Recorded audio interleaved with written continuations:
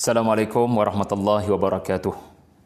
Bismillahirrahmanirrahim. Alhamdulillahi rabbil alamin. Wassalatu wassalamu ala rasulillah wa ala alihi wa sahbihi wa barik wa sallim. Allahumma arhamna bil Quran waj'alhu lana imaman wa nuran wa hudan wa rahmah. Terima kasih sekali lagi kepada moderator Al-Fadhil Ustaz Zakwan selaku penolong pegawai Pusat Islam Universiti Malaysia Kelantan UMK. Terima kasih kepada seluruh para pensyarah, para pentadbir, para pelajar, siswa, siswi yang menonton secara live di Facebook dan juga seluruh para followers yang mengikuti perbincangan majlis ilmu yang bertopik ibrah dari kisah pengorbanan Nabi Ibrahim dan Nabi Ismail alaihi salam. Terima kasih sekali lagi kepada pihak Pusat Islam UMK kerana memberikan platform dan memberikan kepercayaan kepada saya untuk mengupas satu topik yang kita perlu ambil masa yang panjang sebenarnya. Namun insya-Allah kita boleh menguruskan pembentangan ini dalam tempoh kurang 1 jam untuk mengambil teladan dan pengajaran daripada kisah yang bakal dikumandangkan sekali lagi pada minggu hadapan, ya, apabila kita memberikan makna kepada raya haji, iaitulah Aidul Adha.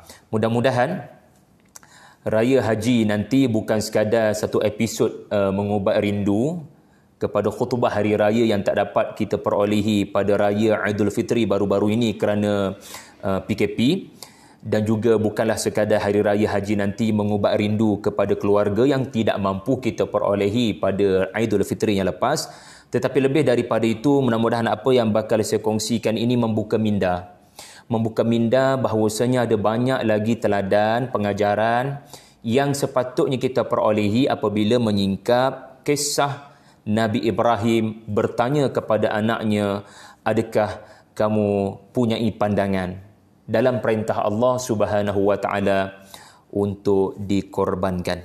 Jadi tuan-puan yang saya hormati, yang saya kasihi sekalian, fokus kita pada hari ini adalah ayat daripada surah As-Saffat, surah 37 ayat 100 hinggalah kepada ayat 111. Saya tidak akan pergi secara terperinci kepada ayat-ayat berkenaan kerana masa terbatas, tetapi saya akan terus berkongsi apakah pengajaran-pengajaran yang wajar diambil perhatian oleh kita para pembaca Al-Quran. Ya, ingat ya tuan-puan yang saya sayangi, yang saya hormati, kisah Al-Quran bukan sekadar kisah dari masa lampau, dibentangkan dalam Al-Quran, diturunkan oleh Allah kepada Rasulullah sallallahu alaihi wasallam, bukanlah sekadar melaporkan cerita yang terjadi di masa lampau. Lebih penting daripada itu, ia adalah untuk berikan motivasi kepada Nabi dan kepada kita. Jadi macam mana kisah-kisah daripada masa lampau membabitkan orang-orang yang sudah ribuan tahun wafat boleh memberi motivasi, maka tiada yang boleh memberikan motivasi menerusi kisah-kisah orang-orang yang sudah wafat melainkan pencipta manusia, yakni yang menurunkan Al-Quran, Allah Subhanahu wa taala. Ingat ya, bila kita berinteraksi dengan apa jua kisah dalam Al-Quran, dan mungkin kalangan yang mendengar ini adalah para pengkhutbah yang bakal memberikan khutbah daripada kisah Nabi Ibrahim dan Nabi Ismail dalam surah As-Saffat, maka ingat, isu paling utama bukan masyarakat tahu ke tidak kisah ni, kerana ia tidak sepatutnya terjadi, iaitu masih jahil tentang kisah ini. Tetapi lebih mencabar daripada itu adalah bagaimana masyarakat, khususnya kaum ayah, boleh mengambil teladan daripada ayat-ayat yang bakal kita bacakan ini untuk diamalkan dalam kehidupan. Macam mana ayat-ayat Al-Quran ini boleh membersihkan hati budi kita daripada penyakit-penyakit. Macam mana ayat-ayat Al-Quran ini tidak hanya menyebabkan kita mengenang peristiwa yang terjadi kepada 2 orang Rasul yang besar, tetapi lebih daripada itu, bagaimana dalam hidup kita ni ada tak karakter Nabi Ibrahim? Dalam hidup anak kita ada tak karakter Nabi Ismail? Ini big why.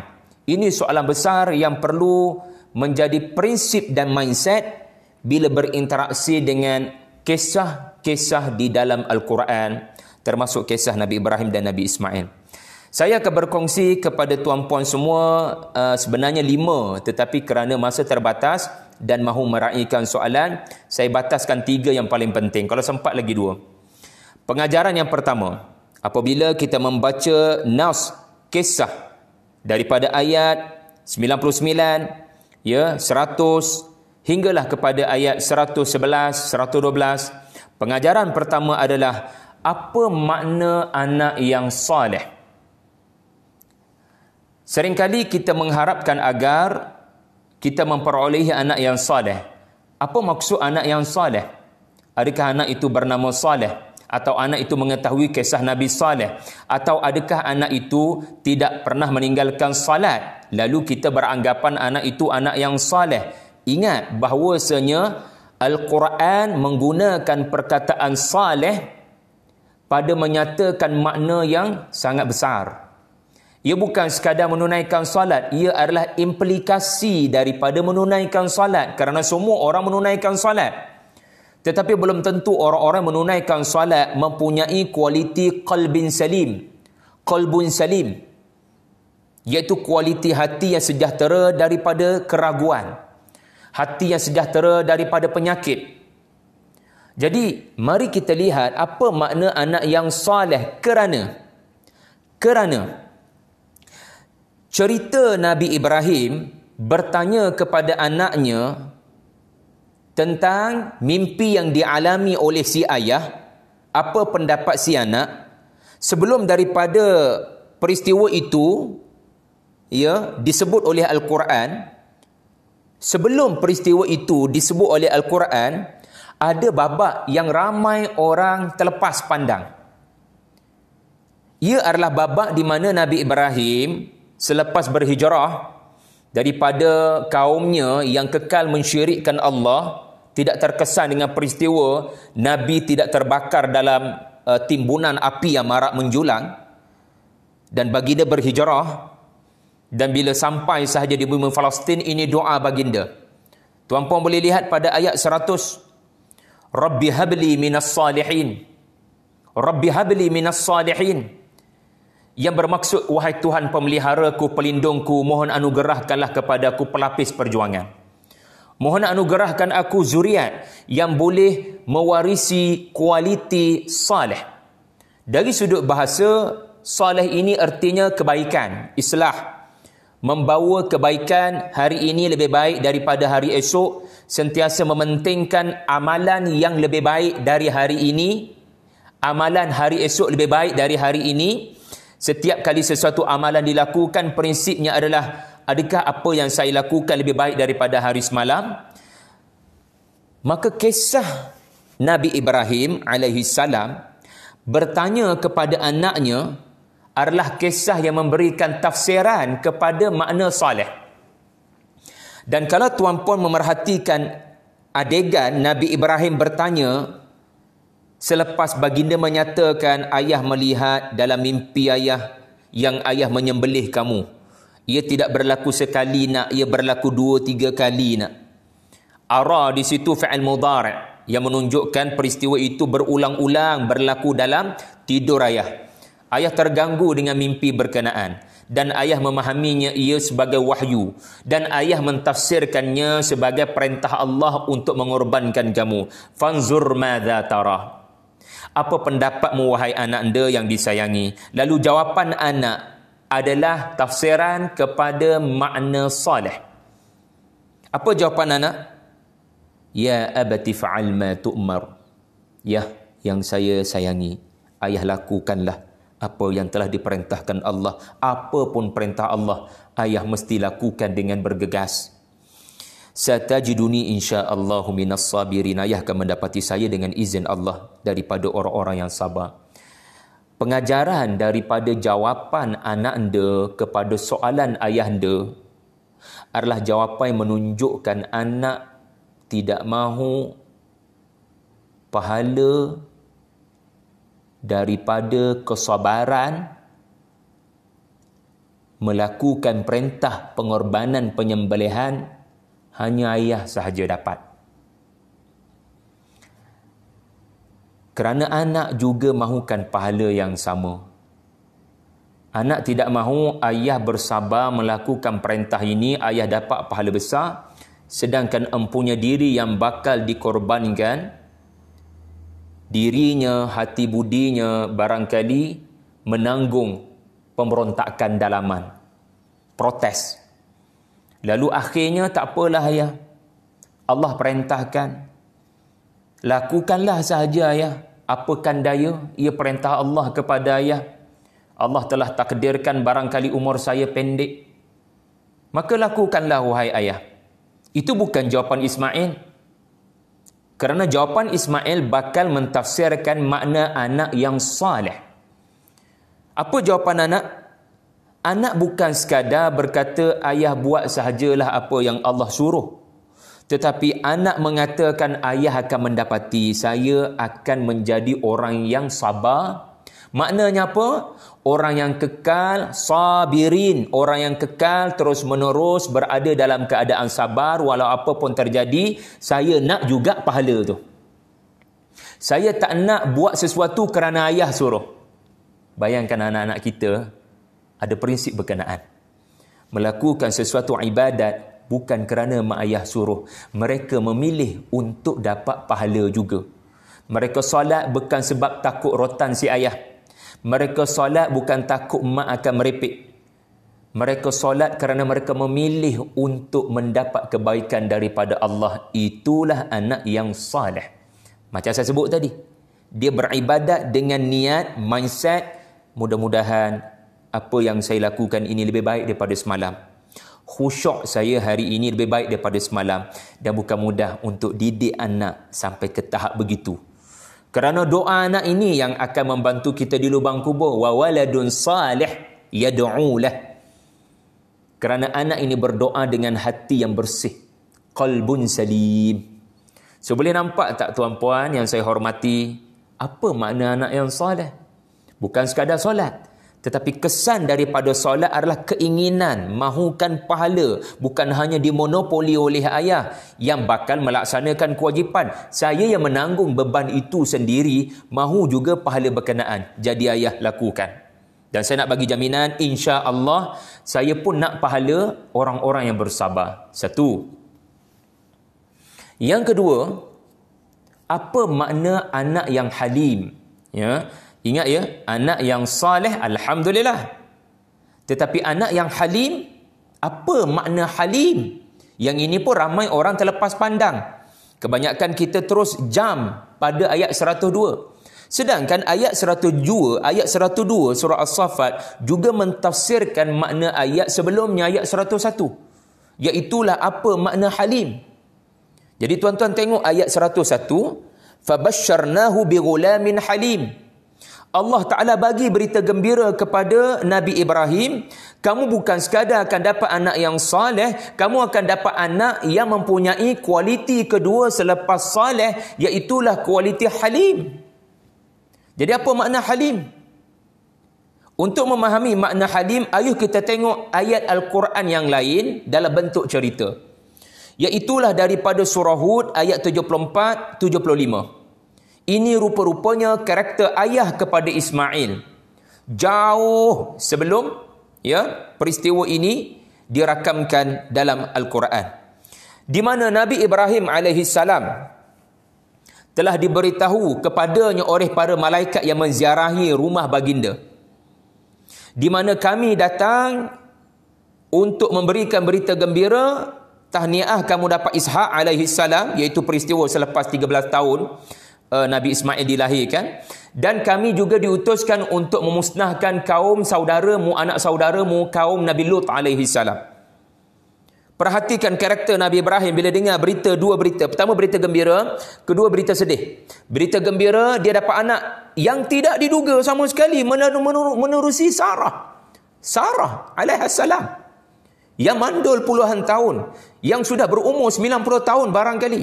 Dan berita sedih yang kedua, berita gembira. Berita sedihnya pula adalah something will happen kepada kaum negara Sodom. Ibrahim alaihissalam tidak mengambil masa yang lama untuk bergembira. Kalau saya duduk kat tempat Nabi Ibrahim, saya dah tak pandang dah berita sedih tu. Kerana berita sedih tu tak ada kena-mengena dengan saya. Dia ada kena-mengena dengan kaum tu dan Nabi Lut. Saya tak ada kena-mengena. Yang ada kena-mengena dengan saya adalah saya dapat anak. Saya dah dapat Ismail, dapat pula Ishak. Gembira, seronok. Tapi Nabi Ibrahim, yujadiluna fi qaumi Lut. Yujadiluna fi qaumi Lut. Baginda mengambil masa yang lama untuk berbincang. Ya, kalau terjemahan kata berdebat, makna katanya ada usaha daripada Nabi Ibrahim untuk merayu kepada malaikat agar tolonglah jangan apa-apakan lagi kaum Nabi Lut, berikan tempoh masa kepada mereka untuk memikirkan apa yang mereka sudah buat. Mohon berikan tempoh masa kepada Nabi Lut untuk terus berdakwah. Jangan turunkan azab lagi kalau boleh. Dan Allah Ta'ala merakamkan dialog ini dengan mengiktiraf kualiti Nabi Ibrahim, halim. Inna Ibrahim lahalimun awwahum munib. Maka apa makna halim?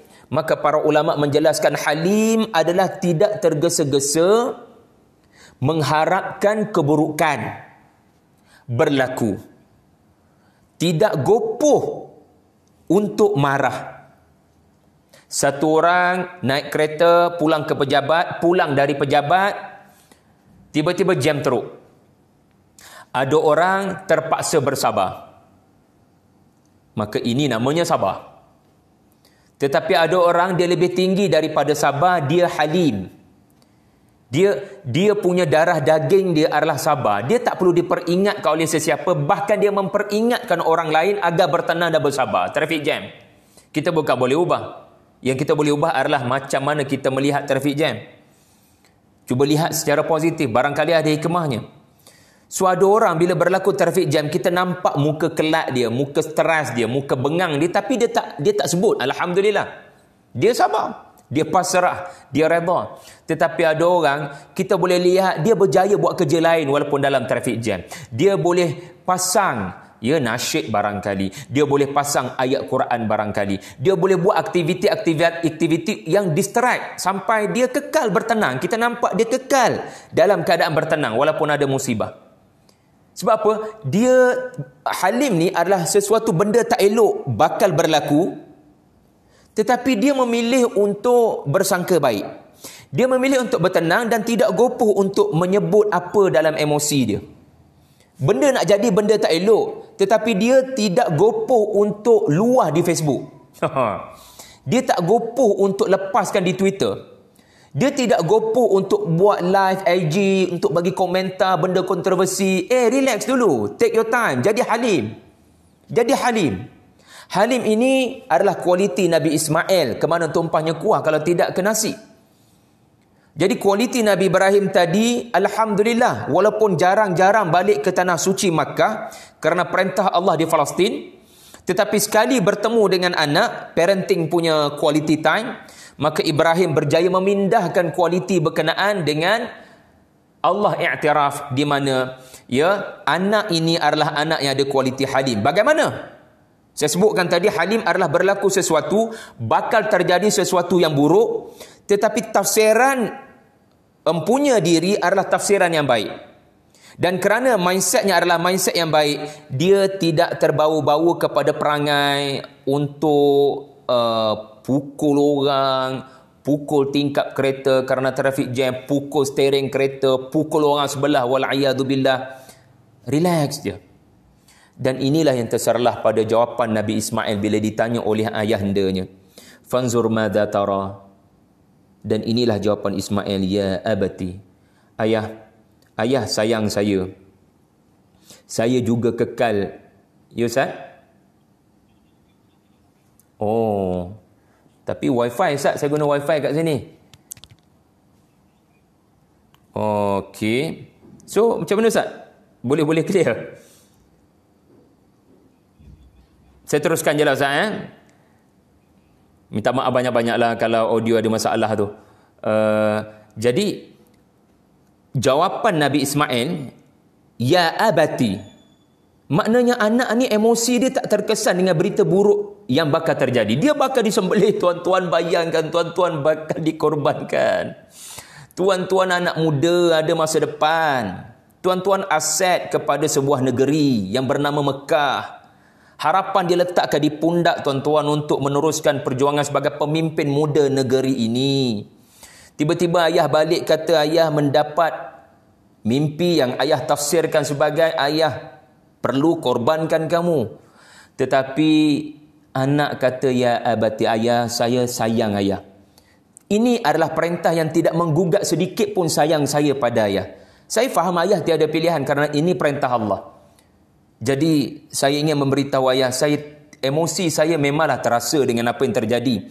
Tetapi dia tidak mengubah ketaatan saya pada perintah Allah. Bahkan saya mengingatkan ayah untuk bergegas melakukan perintah ini. Kalau kita duduk kat tempat Nabi Ismail, wallahu alam apa respon kita agaknya, ayah ni dah lah balik jarang-jarang. Lepas tu balik-balik nak sembelih orang apa hal?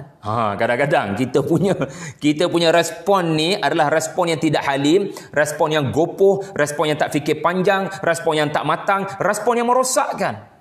Respon yang merosakkan. Berapa banyak masalah boleh selesai bila orang yang berkonflik ini bertenang seketika. Fikir panjang apa sebenar punca masalah. Dan Ismail mengajar kita semua yang berlaku ada hikmah. Dan beliau berfikir hikmah berkenaan. Iaitulah Allah Ta'ala nak bagi ganjaran orang-orang sabar. InsyaAllah. Itu yang kedua di mana kita belajar makna halim sebagai seseorang yang tidak cepat marah dengan perkara buruk yang bakal terjadi.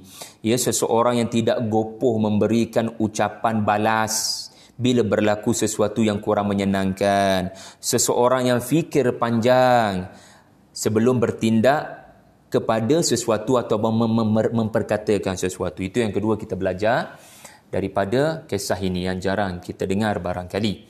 Dan akhir sekali tuan-tuan, yang barangkali kita juga jarang dengar. Kisah ini mengajar arti kehambaan. Apa makna kehambaan? Ini tujuan kita hidup.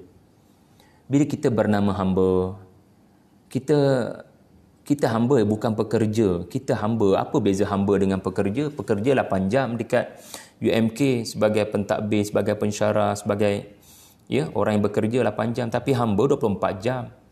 Dan apa beza pekerja? Pekerja boleh meminta hak-haknya kepada majikan. Tetapi hamba bukan begitu. Hamba tidak berhak mendesak, meminta apa-apa. Allah berhak melakukan apa sahaja sebab dia Tuan, dia Rab, dan kita hamba. Kita tidak berhak untuk demand. Sebagai contohnya, kenapa anak saya? Kenapa tidak anak orang lain untuk dikorbankan? Kenapa anak pertama saya dan satu-satunya anak saya? Kenapa tak tunggu anak kedua? Kenapa masa sekarang? Kenapa tidak masa lain? Kita barangkali ada protes dalaman. Ibrahim AS tidak begitu.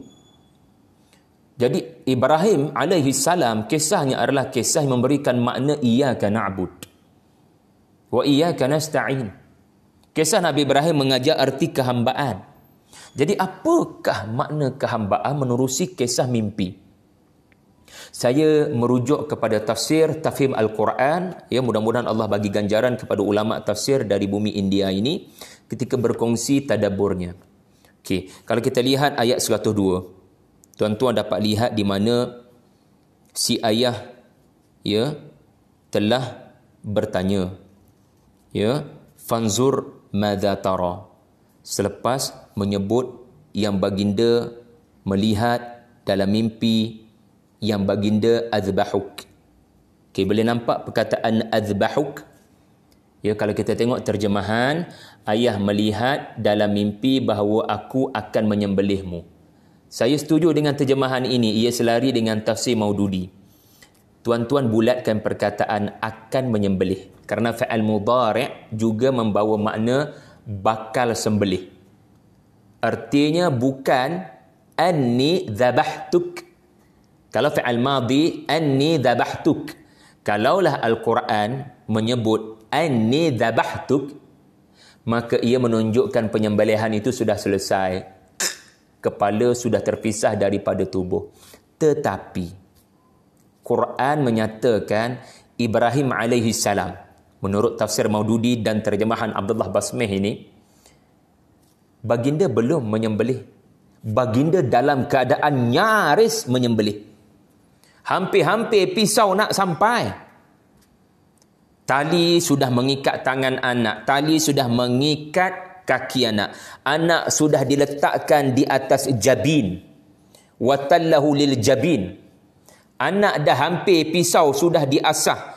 Anak barangkali sudah berpesan pada ayah, tanggalkan bajumu supaya darah tidak terpercik pada baju. Nanti dikenang-kenang oleh ibu. Ayah, tolong ikat saya ketat-ketat supaya nanti kesakitan itu tidak menyebabkan saya meronta-ronta sehingga menyukarkan kamu untuk sempurnakan penyembelihan. Ini sudah terjadi. Dan bila sahaja pisau tu nak sampai, Nabi Ibrahim terbangun daripada tidur. Esoknya malam, mimpi yang sama. Siap-siap nak sembelih, bila pisau nak sampai, Nabi Ibrahim terbangun daripada tidur. Malam ketiga pun sama, para ulama kata 3 malam berturut-turut. Bila pisau nak sampai sahaja, baginda terbangun daripada tidur. Artinya, dalam mimpi berkenaan, bukannya zabahtuk. Dalam mimpi berkenaan, azbahuk. Yang bermaksud, ayah hampir-hampir menyembelih kamu. Dan tafsiran Ibrahim alaihi salam adalah tafsiran Allah memerintahkan ayah untuk menyembelih kamu. Ini tafsiran beliau. Dan Allah Azza wa Jalla mengekalkan Ibrahim alaihi salam dengan tafsiran tersebut. Allah Ta'ala tidak turunkan malaikat Jibril atau mendatangkan mimpi baru memperbetulkan tafsiran Nabi Ibrahim. Kerana apa? Inna hadha lahuwal bala'ul mubin. Ayat 106. Inna hadha lahuwal bala'ul mubin. Kerana kami nak menguji Ibrahim. Maka ujian kepada hamba yang menyebabkan dia tidak boleh untuk demand, protes, dia kena terima dengan redha, adalah dengan biarkan dia dengan tafsiran begitu. Iaitulah dia perlu sembelih anaknya. Tetapi tuan-tuan sedia maklum, apabila mimpi berkenaan menjadi realiti, Ibrahim alaihi salam telah membawa anak-anaknya ke bukit tinggi. Falamma aslama wa tallahu lil jabin, ayat 103. Maka ketika kedua-duanya menyerah diri dan baginda membaringkan anaknya di atas pahanya untuk melaksanakan perintah Allah. Wa nadainahu ya Ibrahim, ayat 104. Dan bila pisau nak sampai ke sini, kami memanggil Ibrahim, qad saddaqta ru'ya. Sesungguhnya kau telah membenarkan mimpi berkenaan. Maknanya apa? Kalau mimpi setakat nyaris, pisau tak sentuh leher anak, maka jangan dalam realiti kau menumpahkan darah anakmu. Kerana kau telah membenarkan mimpi. Maknanya apa? Mimpi itu setakat nyaris. Maka jangan pergi melebihi daripada apa yang kamu telah dinampakkan dalam mimpi. Kerana kami nak menguji kamu. Kerana kami nak menguji kamu, kami kekalkan kamu dengan tafsiran kamu seperti itu. Supaya tercapai objektif ujian. Maknanya apa? Aku bakal kehilangan anak tersayang. Dan kematian ini kematian yang perit kerana bakal berlaku dengan tanganku sendiri. Jadi kami biarkan dengan tafsiran begitu agar tercapai objektif ujian, dan kalian semua wahai umat pembaca Al-Quran, umat Muhammad sallallahu alaihi wasallam dapat melihat ketaatan tidak berbelah bahagi kedua-dua anak dan ayah ini. Falamma aslama, kedua-duanya hati mereka qalbun salim. Falamma aslama salim, kedua-duanya menyerah diri pada Allah. Mereka melakukan kerana Allah, bukan kerana kepentingan-kepentingan lain. Jadi apa yang saya nak beritahu, kata Maududi rahimahullah dalam tafhim Al-Quran, Allah sengaja menjadikan mimpi berkenaan tidak sepenuhnya kerana nak bagi tujuan ibtila', bala', ujian berat, mubin yang bakal disebut-sebut sampai hari kiamat. Kerana kalau diberikan mimpi yang sepenuhnya, maka tidak tercapai objektif ujian. Apa maksud mimpi yang full version yang sepenuhnya? Maksudnya dalam mimpi, pisau nyaris sampai ke sini 3 malam berturut-turut, dan dalam mimpi juga ada adegan Allah memerintahkan Nabi Ibrahim berhenti. Lalu didatangkan pengganti, iaitulah dzibhin azim, haiwan sembelihan yang sangat besar, barangkali kibas. Kalaulah dalam mimpi pun dipaparkan Ismail ditukar dengan kibas, maka ayah takkan jadi motif diuji. Sebab apa? Sebab tidak ada kesulitan pada mimpi berkenaan. Rupanya nanti kamu akan digantikan. So, relax lah. Bukan kamu yang akan jadi korban. So, tak tercapai objektif ujian. Objektif ujian adalah bila anda tak tahu apa hikmah di sebalik ni. Hidup ni begitulah tuan-tuan. Tak semua benda Allah angkat tabir, kita nampak hikmah terjadi. Tafsiran kita bakal kehilangan anak. Atau kita telah kehilangan anak. Tetapi apa yang berlaku bukan hakikat yang sebenar. Berapa banyak benda terjadi depan mata bukan full version. Full version tu dekat Lauh Mahfuz. Allah tulis bukan setakat apa benda nak jadi pada kita, Allah juga tulis kebaikan-kebaikan pada apa yang bakal terjadi pada kita. Kita manusia bila tidak halim, kita akan cepat judge book by its cover. Allah Ta'ala hina saya. Allah Ta'ala dah tak suka dekat saya. Macam-macam tafsiran bila kita buat, ya khususnya pada waktu akhir-akhir ini dengan ujian ekonomi. Ya, kita kadang-kadang buat tafsiran ikut kepala sendiri. Kita kata kenapa saya, kenapa tidak orang lain, kenapa sekarang, kenapa tidak waktu lain. Kita sebenarnya seolah-olah tidak dinampakkan version yang full tentang mimpi berkenaan. Sebenarnya Allah barangkali di Lauh Mahfuz mencatat banyak kebaikan yang bakal datang kepada kita selepas ujian ini berlaku. Inna ma'al usri yusra. Ya, dan lan yusibana illa ma kataballahu lana. Tak akan berlaku satu-satu musibah kepada orang mukmin melainkan Allah sudah menulis kebaikan-kebaikannya. Lihat apa terjadi pada Musa alaihi salam dalam suratul Kahfi, bakal kita baca malam ini. Baginda terus mentafsirkan mengikut fikiran baginda. Baginda terlupa sebenarnya ada perkara kita kena halim, relax, reserve emosi itu dulu. Jangan gopoh buat tafsiran. Kerana rupa-rupanya full versionnya Khidir alaihi salam nak bagi kebaikan kepada pemilik perahu. Khidir alaihi salam diutuskan Allah untuk beri kebaikan kepada budak yang dibunuh dan kedua-dua ibu bapanya. Jadi tidak full version. Dan memang itu hakikat manusia. Jadi tuan-tuan, ya, Nabi Muhammad sallallahu alaihi wasallam pun dalam peristiwa Hudaibiyah pun menarik. Nabi mentafsirkan mimpinya dengan pergi ke Mekah pada tahun 6 Hijrah. Tetapi apa yang terjadi? Nabi tak boleh sampai ke Mekah tahun 6 Hijrah. Bahkan berlaku sesuatu di Hudaibiyah. Maka soalan muncul. Kenapa tidak Allah Ta'ala bagi tahu saja dalam mimpi yang umrah dalam mimpi itu akan berlaku pada 7 Hijrah. Umrah Al-Qadha. Kenapa tak bagi tahu? Batu Umar alaihi salam, Umar radhiyallahu anhu berkata, bukankah kamu berkata kita akan tunaikan umrah pada tahun ini? Maka Rasulullah sallallahu alaihi wasallam respon, aku memang bagi tahu, aku nampak dalam mimpi aku menunaikan umrah dengan kalian semua, laqad sadaqallahu rasulahu ru'ya. Tetapi aku tak bagi tahu tahun ni. Subhanallah, aku tak bagi tahu tahun ni sebab Allah tak bagi tahu pada aku dia akan berlaku tahun ni. Aku tak diberikan full version bila benda tu akan jadi. Aku hanya berijtihad dan mentafsirkan ia akan berlaku tahun ini. Tetapi apa yang Allah Ta'ala atur rupanya kebaikan. Kerana Hudaibiyah lah berapa ramai masuk Islam. Dan Makkah ditakluki, dibuka tanpa gencatan, tanpa pertumpahan darah. Banyak kebaikan. Di sebalik Ibrahim alaihi salam mentafsirkan mimpi berkenaan, Allah Ta'ala tidak sukakan darah manusia tumpah. Ya, kerana inilah pun kebimbangan para malaikat. Ya, ataj'alu fiha man yufsidu fiha wa yasfiku dima. Lalu mereka yang berkata kisah Nabi Ibrahim ini adalah kisah Tuhan mahukan darah manusia adalah satu perkataan yang biadab dan perkataan yang tidak selari dengan kisah ini pada arti kata yang sebenar. Allah menguji dan bukan Allah Ta'ala nak mempromosi ya ibadat berbentuk korban. Manusia tertentu ditumpahkan darahnya kerana untuk mendapat barakat Tuhan. Tidak sama sekali.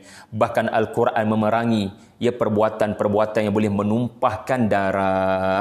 Jadi rasanya itulah tempoh masa yang terbatas. Saya boleh kongsikan dan saya kembalikan pada Ustaz Zakwan seandainya ada soalan daripada rakan-rakan yang menonton di Facebook Pusat Islam UMK, insya-Allah.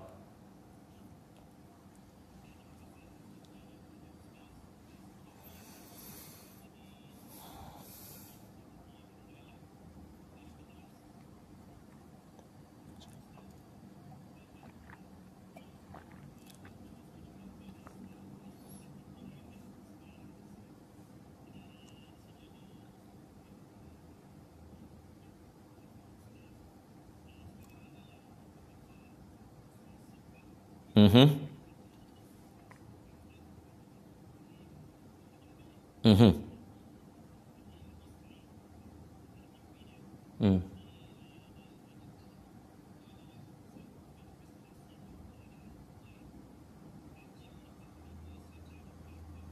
Mhm.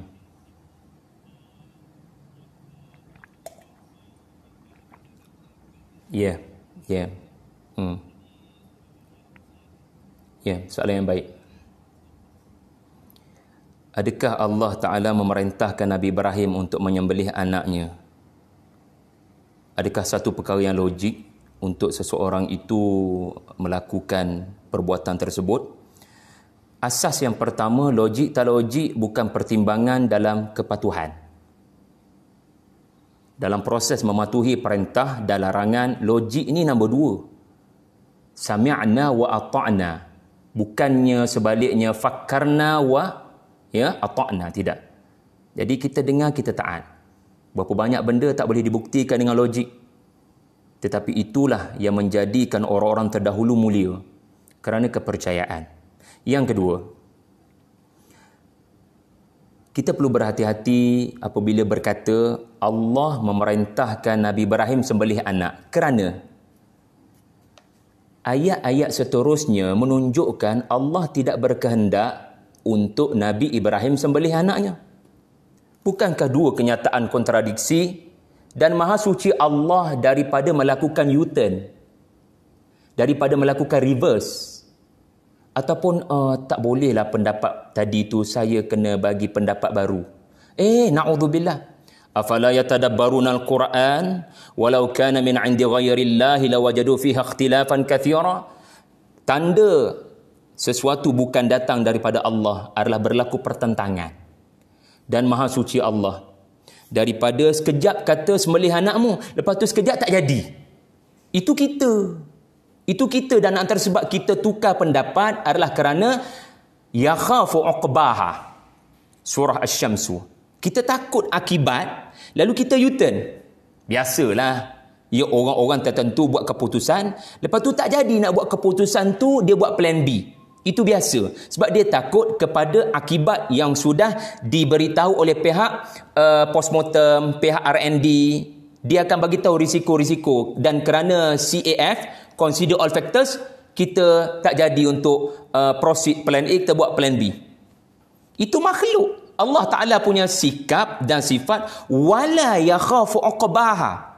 Bila Allah Ta'ala memutuskan sesuatu, Allah tidak memerlukan kepada soalan-soalan daripada makhluk. Boleh ke? Boleh ke macam ni? Na'udzubillah. Bahkan kita yang akan ditanya, wahum yus'alun. La yus'alu wahum yus'alun. Allah Ta'ala yang akan tanya kita. Bukan dia yang akan layak ditanya. Wala'iyadzubillah. Maka Allah Ta'ala apabila memberikan satu perintah, maka perintah itu konsisten. Cumanya tafsiran Nabi Ibrahim alaihissalam adalah tafsiran yang dijadikan Allah sebagai ujian. Allah Ta'ala membiarkan Nabi Ibrahim dengan tafsiran berkenaan untuk mencapai objektif menguji. Jadi ayat yang lebih santun dan sopan adalah bukan Allah perintahkan Nabi Ibrahim menyembelih anaknya, Allah menguji Nabi Ibrahim dengan mimpi yang dialami. Itu ayat yang lebih beradab dengan zahir ayat Quran. Dan apabila kita lihat, kalau kita katalah Allah perintahkan Nabi Ibrahim untuk menyembelih anaknya, ada tak pertentangan dengan ayat Quran yang lain? Bukankah tadi dekat suratul Baqarah tu malaikat kata pada Allah, bukankah menumpahkan darah ni tak elok wahai Allah, dan kami menawarkan diri untuk jadi khalifah, bukan anak-anak Adam. Bukankah dekat surah-surah lain ada haram menumpahkan darah orang yang menghidupkan sesuatu jasad dia seperti menghidupkan manusia? Apa falsafah di sebalik kisah? Bukankah ada pertentangan tu Ustaz? Jadi maha suci Allah daripada menurunkan kalam yang bertentangan. Tugas kita bagi pencerahan. Jadi satu lagi maklumat tambahan, kata Abdul Hamid Al-Farahi ketika menulis kitab Ar-Ra'yus Sahih fi Man Huwa Dzabih, beliau berkata, kebetulan dalam Old Testament kita sedia maklum bercampur aduk antara kebenaran dan kebatilan. Dalam Old Testament memang statement jelas Allah perintah Nabi Ibrahim sembelih anak. Jadi kita ambil maklumat daripada mana? Israiliyat. Sedangkan Quran tak kata Allah perintah aku sembelih anakmu. Itu bukan ayat Quran. Ayat Quran adalah ayah tengok dalam mimpi ayah hampir menyembelih kamu. Beza tu. Beza. Takkan tak ada beza dua ni. Allah perintahkan ayah menyembelih kamu. Dengan ayat yang kedua, ayah dinampakkan dalam mimpi berturut-turut ayah hampir menyembelih kamu. Perbahasan hampir menyembelih dengan telah menyembelih itu telah kita selesaikan. Tetapi isu yang kedua adalah mana yang Allah Ta'ala perintahkan dengan yang mana Ibrahim AS mentafsirkan ia sebagai perintah Allah. Jadi kita kena jaga. Ya, bukan kerana ada non-Muslim, bukan kerana ada orang yang tuduh yang bukan-bukan. Bukan itu niat kita. Niat kita nak bela apa Quran kata dan apa yang bukan Quran kata. Ni dia punya bahasa Quran. Wallahu alam. Ya, Ustaz.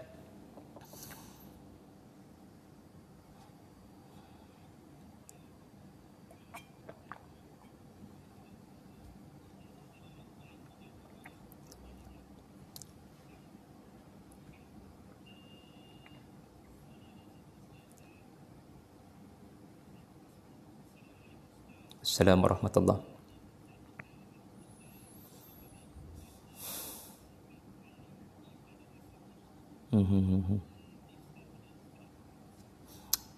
Masya Allah, soalan yang baik. Bagaimana untuk melahirkan anak yang ada kualiti halim seperti Nabi Ismail? Kalau kita tengok kisah Nabi Ismail dalam ayat 102, kita dapat lihat di situ peranan isteri Nabi Ibrahim, Hajar, bonda Nabi Ismail.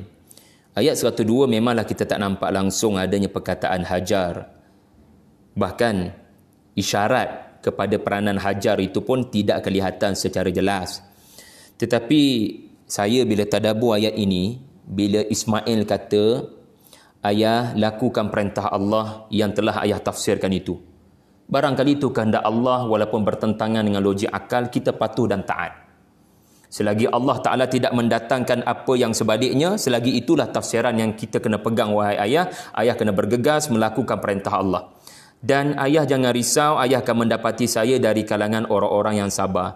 Beri perhatian kepada kenyataan Ismail di fasilah ayat, di penghujung ayat, minas sabirin. Minas sabirin. Nabi Ismail tidak kata satajiduni insyaallahu sabira wala a'si laka amra. Itu bukan ucapan Nabi Ismail, tapi Nabi Ismail kata minas sabirin. Ayah akan dapati saya dari kalangan orang-orang yang sabar. So Nabi Ismail tak kata dia seorang sahaja yang akan sabar. Dia memahami sebelum dia sudah ada ramai orang-orang yang sabar yang diuji lebih hebat daripada ujian ini. Maka soalan muncul, siapa yang ajar anak ini dengan kisah-kisah orang-orang sabar? Bukankah Nabi Ibrahim AS sendiri lebih banyak masa di Palestin dan jarang ke tanah suci Makkah kerana perintah Allah kepada baginda. Jadi siapa yang melakukan misi membesarkan anak ini dengan kisah-kisah orang-orang Sabah kalau bukan bondanya Hajar? Jadi menjawab persoalan yang diajukan, maka penting anak-anak ini sejak daripada kecil kita besarkan dengan kisah. Dan besarkan mereka dengan kisah yang sahih. Dan besarkan mereka dengan cara penyampaian kisah sahih dengan bentuk yang menarik dan tidak membosankan. Dan ini mencabarlah. Ayah, mak kena kreatif. Dan anak ni bila membesar dengan tokoh-tokoh daripada Quran, mereka tidak memerlukan Avengers atau superheroes untuk mempengaruhi mereka. So saya sabar ayah, sebab ayah cerita hari itu cerita Nabi Ibrahim. Ayah cerita hari itu cerita Nabi Ayub. So cara penyampaian kisah ni benda kita kena baikilah dari semasa ke semasa. Supaya anak bukan setakat tahu cerita mana yang sahih, cerita mana yang tak sahih, tetapi anak juga terkesan. Ini yang paling utamanya. Anak tu terkesan dengan cerita tu dan dia membesar dengan tokoh-tokoh ni dalam fikiran dia, insya-Allah lah, mudah-mudahan menjadi anak yang halim.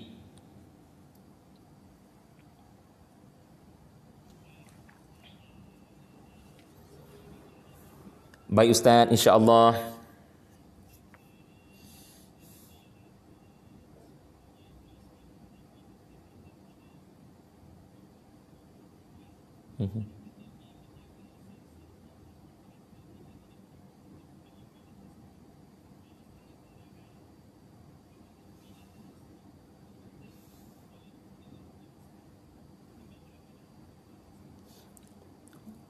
Subhanallah. A'udzu billahi minasyaitonir rajim. Qul ya ayyuhal kafirun la a'budu ma ta'budun wa la antum 'abiduna ma a'bud wa la ana 'abidum ma 'abadtum wa la antum 'abiduna ma a'bud lakum dinukum waliyadin. Antara prinsip yang dipegang daripada Al-Quran adalah dalam hal-hal syariat, perintah dan larangan Allah, kita tidak boleh meminta fatwa daripada agama lain. Wala tastafti minhum. Jangan ambil fatwa daripada Yahudi. Jangan ambil pendapat agama lain dalam syariat kita. Sebab asasnya jelas. Kamu agama daripada mana? Kita agama daripada Allah. Al-yawma akmaltu lakum dinakum wa atmamtu alaikum ni'mati. Segala syariat yang diturunkan adalah untuk kebaikan manusia. Ini asas yang kita pegang walaupun tidak kelihatan hikmah dan logik. Semua syariat yang diturunkan, Allah Ta'ala tak ada kepentingan. Bagaimana dia itu Tuhan kalau dia ada kepentingan? Manusia tasbih ke, manusia tidak bertasbih ke, manusia beriman seluruh dunia ke, manusia kafir seluruh dunia ke, innahu ghaniyyun hamid. Kata Luqmanul Hakim, innahu ghaniyyun hamid, dia kekal, tidak memerlukan makhluk, dia kekal terpuji. Jadi nak katanya, kita tidak memerlukan komentar dan pendapat-pendapat agama lain kepada apa yang kita buat daripada agama. Seperti perintah penyembelihan lembu, binatang. Kita kena buat. Jangan kerana ada orang Hindu kata sekian-sekian, kita pun tak buat kerana menjaga sensitiviti. Sepatutnya ancaman ditukar menjadi peluang. Mindset kita adalah, inilah musuh-musuh Islam, kita kena teruskan perjuangan walaupun apa yang mereka kata. Itu mindset ancaman. Mari kita tukar kepada mindset peluang. Peluang bercakap pada diorang. Apa hikmah syariat ni? Jangan nampak lembu tu sahaja yang dikorbankan. Ada banyak benda yang kalian kena nampak. Hikmah kita mengagihkan daging-daging korban kepada fakir miskin. Tetapi tak boleh nafilah segelintir umat Islam ini ada perbuatan-perbuatan mereka yang tidak sunnah, yang tidak syar'i, yang menjadi bahan kepada kaum-kaum lain. Seperti mempertontonkan penyembelihan kepada lembu-lembu yang lain sampai jadi cuak lembu tu. Tak ada apa yang Nabi kata tajamkan pisau elok-elok sebelum menyembelih, dan pelbagai perkara-perkara, dan asasnya adalah kita jangan ikut apa mereka kata atas nama menjaga sensitiviti.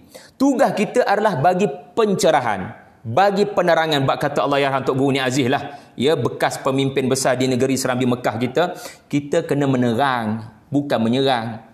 Kita kena menerang, bukan menyerang. So, bila datang je Aidul Adha, memang itulah kemarahan orang-orang Hindu. Tetapi tugas kita bukan tak buat kerja penyembelihan itu kerana menjaga sensitiviti diorang. Sebab kita tahu mereka punya asal-usul agama pun bukan daripada agama kita. Jadi tugas kita bagi pencerahan, hikmah. Bagi nampak sikit apa benda yang diorang selama ni tak nampak. Ni diorang asyik nampak lembu tu je kena korban. Diorang tak nampak banyak falsafah lain, hikmah lain. Wallahu a'lam ustaz. Boleh, insya-Allah.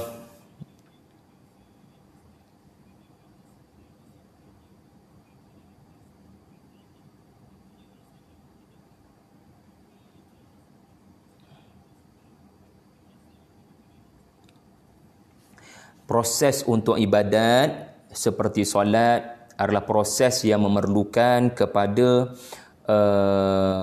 apa yang saya sebut tadi, salihin. Proses kita memastikan hari ini lebih baik daripada semalam. Dan biasalah bila kita nak suruh anak, okey, anak tu letak tepi dululah. Kita sendirilah. Kita nak solat ni sebab apa? Memanglah tak mudah untuk terus-terus solat sahaja, tidak takut kepada apa-apa atau tidak harap apa-apa, melainkan nakkan redha Allah semata-mata. Kita tidak mampu untuk sampai ke makam itu, tetapi kita kena ada azam untuk ke arah itu. Sebab itu Al-Quran mendatangkan pelbagai gelaran, ya, kepada nabi-nabi. Dalam surah As-Saffat sendiri, kebanyakannya Allah Ta'ala menyebut inna kadzalika najzil muhsinin. Perkataan ihsan, muhsinin adalah perkataan yang konsisten banyak disebut ketika Allah menceritakan kisah nabi-nabi dalam surah As-Saffat. Jadi apa maksud ihsan? Dan ihsan ini adalah satu martabat yang tinggi, tuan-tuan puan-puan sekalian. Dan Nabi sendiri mentafsirkan makna ihsan, an ta'budallah ka'annaka tarah fa illam takun tarah fa innahu yarak. Perhatikan, Nabi sendiri memberitahu ada dua peringkat manusia bila beribadat. Peringkat yang pertama adalah bila dia menunaikan solat, dia seperti melihat Allah. Tetapi Nabi beritahu, kalau tak mampu pergi ke situ, pastikan ada yang asas ni.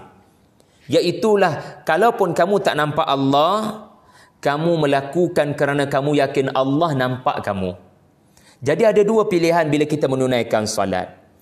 Ya, yang paling kurang, yang paling asas adalah kita solat sebab kita tahu Allah Ta'ala melihat kita, dia catat perbuatan kita, akhirat nanti dia akan soal siasat, kenapa tak semayang? Soalan nombor satu dah gagal, bahaya kita. Jadi, solat kerana takut tiada salahnya. Takut kena soal siasat.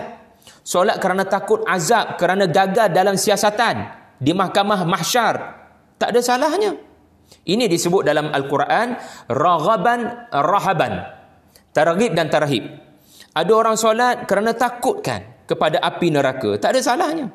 Tetapi kalau mampu naik ke satu peringkat, dan peringkat inilah yang kalau boleh kita usahakan, di mana kita solat kerana seolah-olah melihat Allah. Para ulama bahas apa maksud melihat Allah. Antara perbahasan berkenaan adalah kamu merasai kebesaran Allah. Kamu dapat merasai kedudukan Allah sebagai Rabb dan bukan sebagai makhluk. Dan kamu tu yang penuh kelemahan, pada dia segala kekuatan. So kita solat dengan penuh khusyuk, bukan sekadar takut pada api neraka, tetapi untuk merasakan nikmatnya hidup bertuhan. Betapa maha gagahnya Allah Subhanahu Wa Taala. Dia dua makam berbeza. Tetapi salah satu, ya, paling kurang yang asas tadi, ya, tak mengapa, boleh, ya, tak ada masalah. InsyaAllah. Mujahadahlah dari semasa ke semasa untuk naik makam tu.